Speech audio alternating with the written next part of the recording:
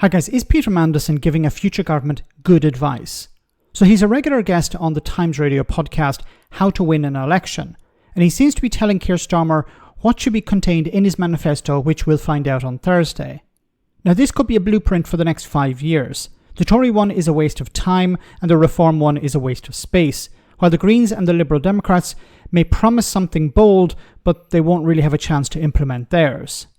All eyes will be on Labour's promise, and Mandy is selling the idea that the country is skint.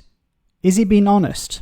Public are just not going to be, they're just not going to swallow a magic money tree manifesto from the Tories. And I think Labour would be making a serious mistake if they started competing either with the Liberal Democrats' sort of wishful thinking manifesto or the Tories' magic money tree manifesto and entered into a sort of Dutch auction manifesto of their own, where you start with sort of great rich pickings and quickly it descends into sort of complete implausibility.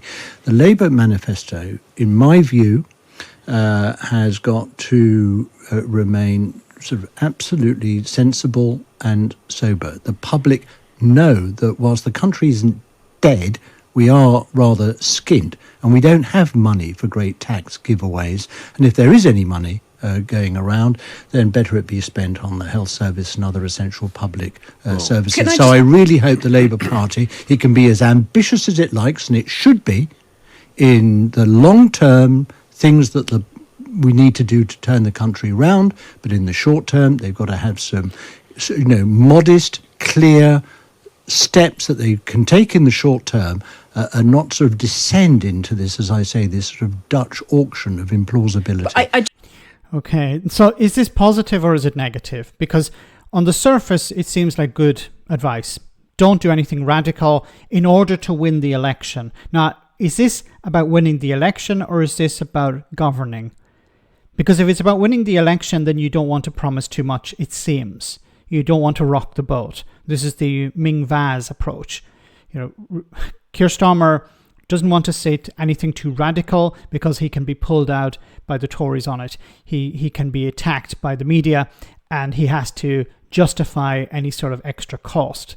Now, remember, this is an election strategy, but Peter Mandelson is an advisor, it seems. So what is he advising Keir Starmer to do after the election? Because in a sense, the election is a foregone conclusion. Labour are going to win. Depends on how big that majority is going to be.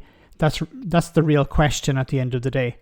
How much are they going to win by, not whether they're actually going to win. Something could change, but it would be something extremely dramatic, I think, for the Conservatives. But that's unlikely to happen. So we're talking about a future Labour government. What are they going to do? And I said that if they want to hold on to power, they need to change a lot of things. They need to undo the Tories' damage of the last 14 years. They need to fully invest in public services. They need to rebuild the NHS. They need to literally rebuild schools and other public buildings. What they need to do is invest a huge amount of money. Now, how do they get access to that huge amount of money? Well, they need to raise taxes. Now, the idea of cutting taxes, no, they need to increase taxation and invest it in public services or borrow. But according to the fiscal rules that Rachel Reeves has talked about, they're not going to borrow. So they said that they're going to find savings in other ways. They're going to close loopholes. I'm a bit skeptical about loopholes because you have to invest the resources necessary to close those loopholes. You need to hire staff to start, searching through people's bank accounts or whatever, or challenging people, getting that money back. And that takes time and it takes effort. And you're not going to see that money straight away. Yes, you can close the loophole immediately, but the actual implementation of that takes time. So you're not going to see that in the first couple of years. You're going to have to wait for that. So what way is a future Labour government going to invest in public services? How are they going to get that money? It has to be through a tax on wealth or increasing taxes on the richest in society.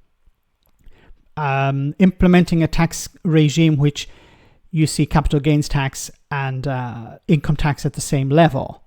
Why is it possible that people who don't actually work, who receive most of their income from stocks and shares are not paying the same rate as somebody who is working as a cleaner, for example. So there has to be parity on that. There has to be a fair tax system.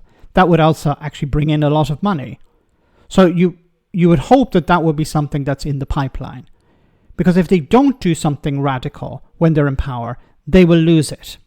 Let me know in the comment section, guys, what you think. As always, your comments are greatly appreciated. Thanks a lot.